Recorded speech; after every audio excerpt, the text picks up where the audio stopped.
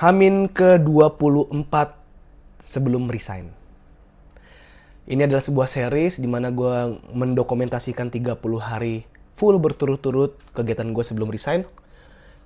Dan gue upload 1 bulan setelah, atau tepatnya hari H di tanggal gue resmi resign.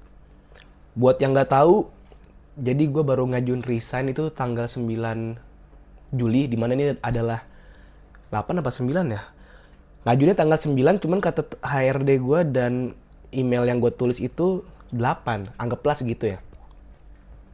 Dan ini adalah sebuah keputusan yang mungkin bagi banyak orang biasa aja, tapi kan ini pertama kalinya gue memutuskan resign tanpa kesiapan apapun selain punya dana darurat untuk 3-5 bulan ke depan yang benar-benar ngepres banget gitu. Ini gue juga mencoba untuk pakai video sinematik karena ini info kurang penting sih. Di video Hamin 30 tuh gue sempat kewalahan untuk nge-export video dari HP ini ke laptop karena nggak kebaca, karena laptop gue juga bukan MacBook ya. Jadi compatibility-nya agak susah kalau ngebaca video sinematik. Mungkin juga kemarin gue ngerekamnya 4K, gue juga lupa. Akhirnya gue minta tolong sama Abadi, sekitar Abadi itu tetangga gue ya.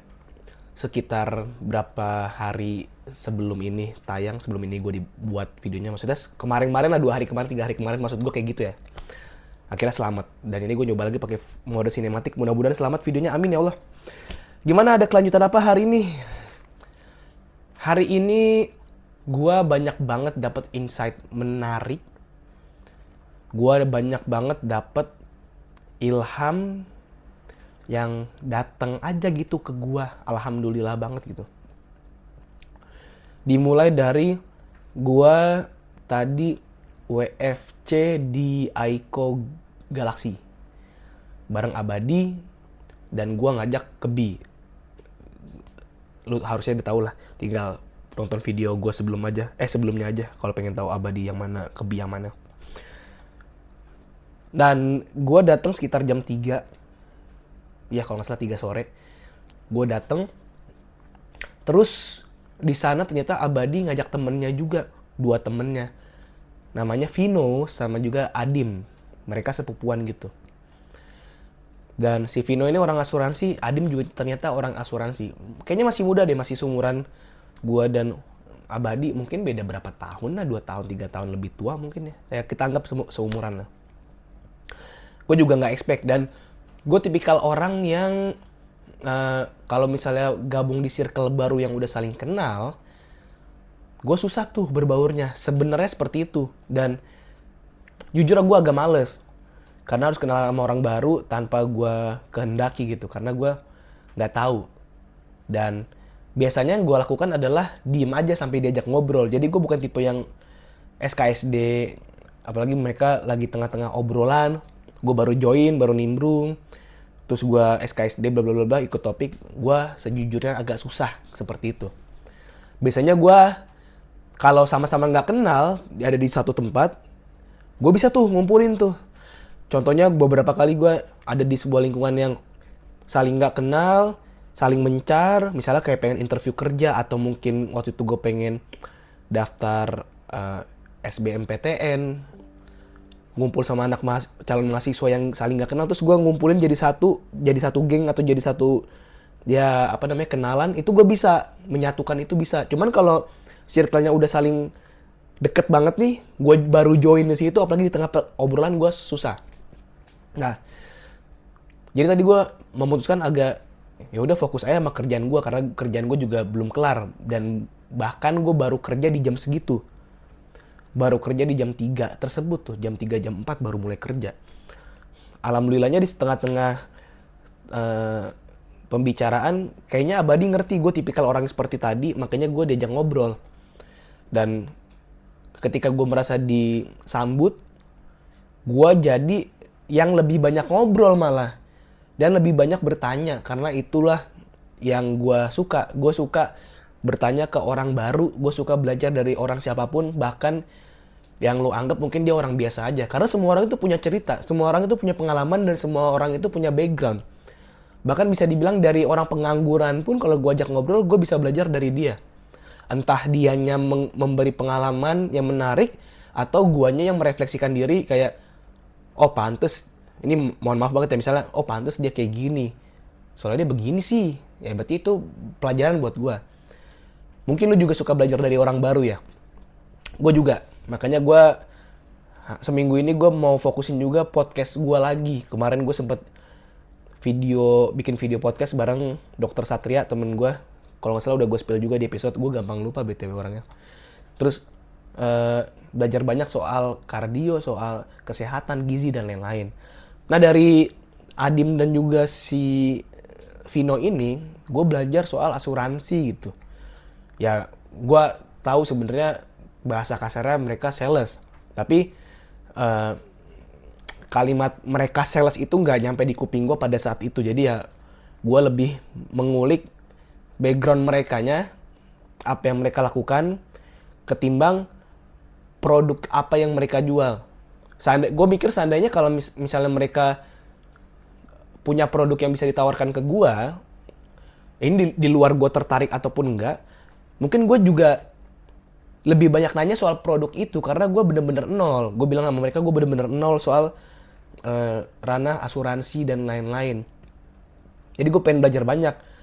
Ya, tapi sepertinya mereka tipe orang yang, atau tipe penjual asuransi yang nggak pengen kelihatan mereka tuh sebenarnya jualan gitu. Jadi gue mengerti, makanya yang gue kulik itu adalah soal lo bikin konten juga soal edukasi. Terus gue juga sharing soal gue bikin konten juga di YouTube, di Instagram, di TikTok, dan gue bakal ngasih tahu kalau gue tuh pengen ganti niche gue, pengen ganti cara brandingan gue di sosial media dan lain-lainnya. Mereka bahas itu juga, dan salah satu dari mereka si Adim itu juga ngonten soal F1, menarik banget sih. Ngonten soal F1 gitu, niche yang sangat spesifik banget di Indonesia menurut gue.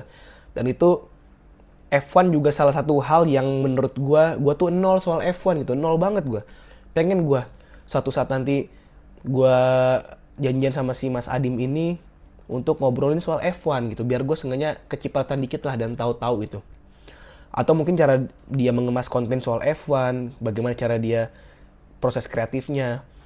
Bisa dibilang kalau gue pengen mirip-miripin gue dengan influencer yang udah lu tahu atau artis selebriti yang lu tahu, mungkin gue seperti Raditya Dika gitu. Bukan soal lucunya ya, bukan soal jago nulis, enggak. Tapi gue seperti Raditya Dika di mana gue pengen tahu proses kreatif masing-masing dari orang yang gue ajak obrol, atau proses berpikir mereka seperti apa. Gue seneng banget sama behind the scene gitu. Contohnya orang-orang di sekitar gue tuh udah tahu banget kalau misalnya gue ngobrol sama orang baru atau gue ngajak ngobrol temen-temen gue selalu nanya, kenapa akhirnya lo memilih ini? Emang dulu nggak ada pilihan yang ini? Kurang lebih kayak gitu ya. Contoh misalnya, pertama kali gue ketemu Abadi, gue juga bilang, dari dulu emang suka ini ya, IT ya. Terus ada nggak sih orang yang mungkin nyuruh lu masuk IT, atau lu lihat siapa gitu? Terus dia juga kan IT Gunadarma kan. Gue bilang, selain Gunar lu sempet nggak nyoba lain dan lain-lain. Nah gue tuh suka kayak gitu, walaupun menurut orang kayak yang udah terjadi ya terjadi aja, nggak perlu ditanyain lagi, nggak perlu tahu prosesnya kayak gimana. Nanti takutnya jadi kayak kepo banget sih, lu ngurusin personal banget sih. Nah kalau gue nggak, gue pengen tahu supaya bisa jadi pembelajaran buat gue juga. Gimana cara orang berpikir, gimana cara orang mendapatkan jalannya mereka sendiri dengan campur tangan mereka sendiri tanpa paksaan orang lain. Gimana sih cara mereka ada di situ? Nah gue suka tuh yang gitu tuh. Makanya gue juga pengen banget suatu saat nanti kalau ketemu lagi sama Mas Vino atau Mas Adim, pengen ngajak ngobrol lagi nih. Dan gue bilang gue bikin podcast juga, gue bikin YouTube. Gue pengen kapan-kapan kita bisa ngobrol kali ya, podcast dan lain-lain. Gue pengen tahu banget isi kepala mereka tuh apa gitu. Terus Kebi baru datang dia sekitar jam 4:30.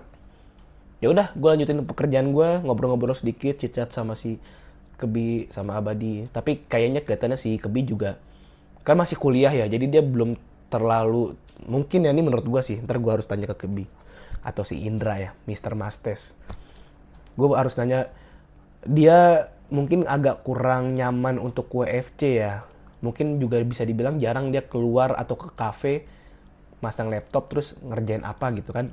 Gue nggak tahu. Tapi kelihatannya lumayan kosong tadi, kita nggak terlalu banyak ngobrol gitu.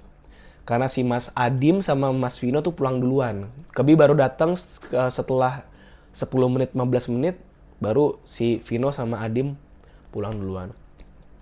Nah, setelah itu gue jadi cukup berterima kasih juga sama si Abadi. Gue bilang, makasih ya lu udah ngenalin gue orang baru gitu dan ngajak ngobrol. Karena gue tipikal orang yang seperti barusan gue ceritain ke lu semua. Gue nggak kayak gitu sebenarnya orangnya. Cuman karena lu ajak ngobrol, gue jadi punya temen, gue jadi bisa ngobrol. Dan menarik banget cara Mas Vino ngebangun relasi. Dia kan join padel lah. Gue nggak tahu dia jago apa enggak, tapi itu adalah salah satu cara dia untuk ngebangun relasi. Yang dimana jadi memantik gue untuk, wah, gue belum pernah berkomunitas sebelumnya. Udah pernah sih komunitas paduan suara JYC, Jakarta Youth Choir, cuma gue keluar karena pekerjaan gue agak bikin males gue ngapa-ngapain gitu. Itu sebuah kesalahan dan nggak bisa gue jadiin alasan terus-menerus, karena sebenarnya gue bisa aja mengusahakan untuk latihan rutin JYC setiap hari Rabu malam. Walaupun sempet di hari Rabu tersebut gue sering syuting kantor dan nggak bisa ke tempat latihan. Plus sering banget gue ketika pengen berangkat latihan ada aja tugas dari manajer gue dan lain-lain. Gue pernah berkomunitas paduan suara. Selain itu gue minim komunitas sebenarnya gue. Dan gue jadi berpikir waktu luang, waktu nganggur gue ini, bisa kali ya gue fokus untuk, kalau gue ngomong fokus kesannya gue terlalu banyak fokus, tapi jadi nggak fokus karena dari kemarin gue ngomong fokus. Maksudnya bisa kali ya gue cari kegiatan atau cari komunitas yang gue bisa join di dalamnya, gue bisa dapat kenalan baru, gue bisa memperluas relasi. Dan itu adalah salah satu hal yang gue sayangkan selama gue muncrat mulu dari tadi ngomong. Selama gue kerja di properti ini, di kantor gue ini, gue sebenarnya banyak waktu luang untuk gue manfaatkan berkomunitas. Tapi sayangnya enggak, karena gue, ya itulah alasannya udah sering gue mention di episode-episode sebelumnya. Dan setelah itu gue pulang, gue baru nyampe sekitar jam 10, olahraga sedikit, terus mandi, dan sekarang baru bisa mendokumentasikan. Ini tanggal 16 Juli ya BTW ya, jam 11 malam. Jadi gue nggak lewat harinya. Kemarin kan gue lewat di jam 12 malam baru nge-take video kan. Nah, terus tadi gue sempet lihat iklan di Instagram dan sering banget muncul iklan karena gue juga tertarik sama pembahasan iklannya, yaitu tentang kelas-kelas, tentang keuangan dan lain-lain. Dan singkat cerita, gue disodorin iklan pencatatan keuangan. Selama ini gue pakai aplikasi sebenarnya, dan sempet terakhir tuh gue pakai aplikasi dalam banget 2021 2022 kalau nggak salah, udah lama banget deh pokoknya. Terus gue catet uang itu lebih ke nyatet di awal ketika gue dapet gaji dan dapet freelance, gue catetin langsung gue alokasikan. Tapi setelah gue alokasikan dan lain-lain, gue nggak lagi ngecatet duit gue lari kemana. Nah, gue tipikal orang yang alhamdulillah udah mulai 2 tahunan ini, 3 tahun mungkin ya, semenjak gue menyesal ngabisin duit untuk hal yang gak jelas. Gue tipikal orang yang begitu dapat duit langsung gue alokasiin dulu, karena waktu itu gue inget soal perkataan Deddy Corbuzier, di mana dia bilang, ya orang kaya tuh justru, atau orang pengen nabung itu justru tabungin dulu baru dijajanin, bukan jajan dulu baru ditabungin. Itu kan miskonsepsi orang-orang yang kebanyakan di Indonesia kan, atau mungkin di dunia gitu, dapat uang dijajanin dulu baru ditabung. Nah, semenjak gue kepikiran itu di tahun 2022, gue udah mulai sedikit terbiasa untuk mencoba hal tersebut. Jadi gue tabungin dulu baru gue pakai. Dan sampai sekarang gue lebih ketat lagi sebenarnya. Tapi gue usahakan ketat gue ini nggak bikin gue pelit, insya Allah ya. Dan gue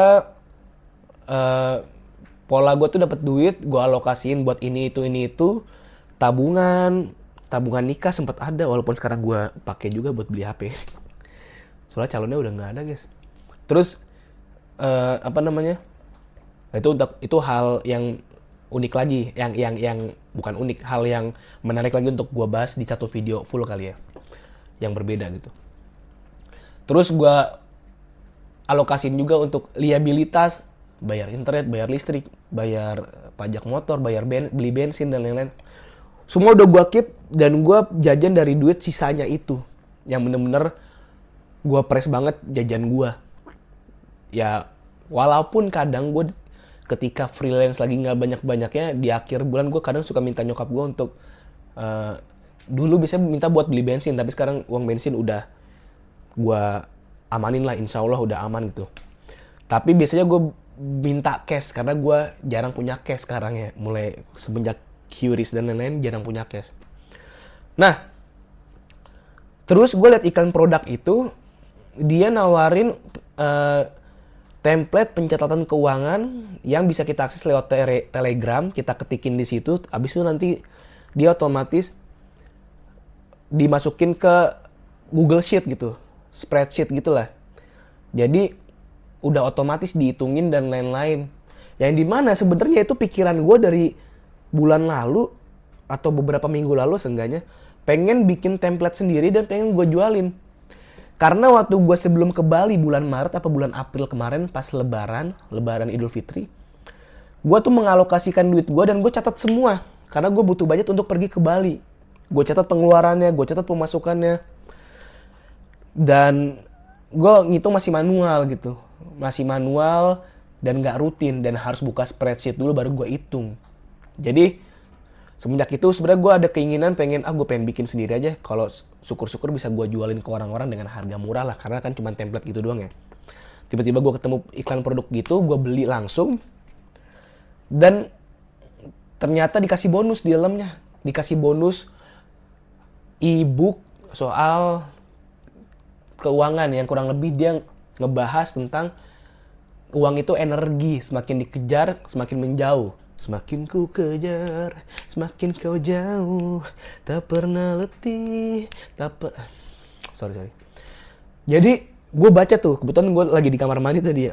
Gue baca kayak ini sebenarnya dari kemarin gue pikirin dan gue sebel banget kenapa algoritma atau mungkin iPhone gue itu bisa ngebaca apa yang gue mau, apa yang gue lagi pikirin, padahal udah gue setting ask app to not tracking. Lu pasti tahu lah kalau pengguna iOS 18 atau di bawahnya atau lebih iOS 26 mungkin ya. Pasti kan ketika lu download aplikasi baru, itu Apple settingannya nanyain kita, lu pengen gak aplikasi ini nge-track kebiasaan lu supaya bisa ngasih ads atau iklan yang relevan buat lu? Jujur, selalu gua tolak, selalu gua cancel. Selalu gua pilih opsi yang jangan nge-tracking gua. Karena gua nggak mau. Agak sedikit takut gitu. Nah, tahu-tahu muncul. Kok bisa? Agak sebel sebenarnya, tapi butuh sih. Akhirnya ya udah terlanjur gua beli. Dan kalau lu tahu hal ini kenapa bisa terjadi, yang tadi gue bilang SF not to track tapi tetap bisa ke tracking, boleh tulis di kolom komentar ya. Ya akhirnya gue baca ebook itu dan soal keuangan yang dimana itu pikiran gue dari kemarin ini tuh gue takut kehabisan rezeki, takut nggak dapet duit apa gimana sih. Tapi sejauh ini yang gue rasakan, gue tuh berambisi untuk kerja walaupun ujung-ujungnya duit UUD. Tapi gue selama mau dapat proyek dan gak jadi, pikiran gue yang lebih banyak itu kayak, oh ya udah emang bukan rezeki gitu. Sempet sih ada menyesal, bukan menyesal lah, kayak coba waktu itu gue ambil, coba waktu itu gue bisa, coba waktu itu gue ini. Tapi pikirannya tuh baru datang setelahnya, jauh setelahnya. Pada saat hari H gue gue nggak bisa ngambil rezeki itu, gue lapang dada dan nggak ada perasaan kayak gimana kayak oh ya udah emang bukan rezeki. Baru muncul setelahnya gitu, jauh kayak mungkin bisa sebulan setelahnya atau seminggu 2 minggu setelahnya gitu. Tapi gue balik lagi, gue mikir ini gue takut kehabisan rezeki nggak ya. Cuman kebiasaan gue ya kalau misalnya jajan, gue lihat temen gue lagi pengen jajan tapi mungkin belum bisa, ya udah sekalian sama gue.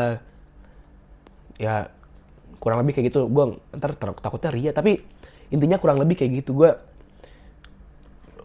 lumayan loyal make duit jajan yang udah gue siapin, apalagi untuk orang-orang yang gue sayang dan orang-orang yang deket sama gue, itu nggak apa-apa gitu. Tapi gue ngerasa kayak apa gue takut rezeki gue habis ya. Karena emang di Hamin 30 ini gue emang lagi bener-bener nge-tracking duit gue, nge-press budget gue. Gue mikir bisa nih kalau budget gue makan 50.000 sehari, cukup lah. Warteg cuma 20.000, 30.000 cukup gitu. 20.000 lagi misalnya gue pengen nongkrong ngopi, sabi. Atau ya nggak usah ngopi lah, gue bikin kopi sendiri dari rumah, terus gue beli makanan sabi gitu. Di cafe dan lain-lain. Kayak gitu sih.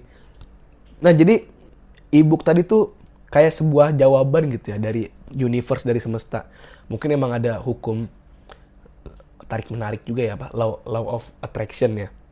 Makanya semesta ini atau ya Allah ngasih gua bonus e-book digital itu. Udah e-book digital, bonus buku digital itu. Padahal gua tadinya beli produk link template Google Docs, Google Sheet, spreadsheet untuk nyatet keuangan, di dalamnya dikasih bonus seperti itu. Jadi sangat menarik untuk gue pelajari, untuk gue baca dan gue imani juga ya. Maksudnya gue percaya kalau emang duit itu datang berdasarkan sinergi antara kita dan alam gitu. Nggak kita buat-buat harus nyari dan lain-lain. Dan nggak bikin kita jadi malas kerja. Intinya kayak gitu. Ini episode lumayan berbobot ya, dan gue nggak nyatet sama sekali, beneran nggak nyatet loh. Nggak ada, depan gue cuma laptop biasa doang. Ya semoga Amin 23 besok dan seterusnya gue banyak dapat pengalaman baru, banyak dapat hal-hal yang bisa gue bagikan ke lo juga, dan pastinya bisa bikin gue lebih semangat untuk hidup dari karya gue, dari konten gue. Asik, ini Panji banget ya, gue juga suka sama Panji BTW. Hidup dari karya gue, hidup dari apa yang gue lakukan untuk diri gue sendiri, dan gak melupakan orang lain, apalagi keluarga gue. Satu lagi, karena gue pengen sharing aja. Nggak ada duitnya gue, kalaupun gue dapet duit, pikiran gue mungkin sama kayak orang ngekos atau sama kayak sandwich generation dan lain-lain. Yang gue pikirkan adalah bulan depan gue ngasih nyokap gue kayak gimana ya, bulan ini gue ngasih nyokap gue berapa dong ya kalau gue nggak dapet duit. Jadi mudah-mudahan pikiran gue atau yang gue takutin ini sebenarnya bukan buat diri gue aja, dan bukan buat gue doang emang. Tapi gue mikir untuk rumah ntar gimana ya, bayar listrik, bayar internet, untuk nyokap belanja gimana ya. Ya intinya gue nggak egois juga gitu. Kadang ada rasa takut kekurangan rezeki, atau lebih tepatnya takut kekurangan uang, karena rezeki kan bentuknya banyak ya. Nafas, kesehatan, waktu itu kan rezeki semua sebenarnya. Takut kekurangan uang yang nantinya gue nggak bisa ngasih ke nyokap, ke bokap untuk rumah inilah seenggaknya. Kalau gue jajan apa aja, ayo lah, yang penting gue makan gitu. Dan gue ngerti di luar sana banyak juga orang yang mikir besok mau makan apa aja udah susah gitu. Maksudnya besok cuman bisa makan itu aja udah bersyukur gitu. Misalnya makan warteg dong udah bersyukur banget. Gue ngerti ada orang-orang kayak gitu, jadi maafkan pemikiran gue yang mungkin kadang takut, kadang optimis, kadang pesimis ya. Semoga ini juga bisa jadi pembelajaran juga buat lo semua. Segitu aja, mudah-mudahan ini file gak susah untuk dipindahin ke laptop. Like, comment, subscribe, dan gue lupa untuk ngasih link QR Saweria nih. Saweria nih, gue taruh di set. Nah, ya. Di awal udah gue tunjukin sih, tapi gue lupa ngomongnya aja. Like, comment, subscribe, dislike juga nggak apa-apa. Sampai ketemu di episode Hamin 23 sebelum resign seperti apa. Salam sukses, semangat, jaya, jaya, jaya. Salam 100 juta per bulan, asik.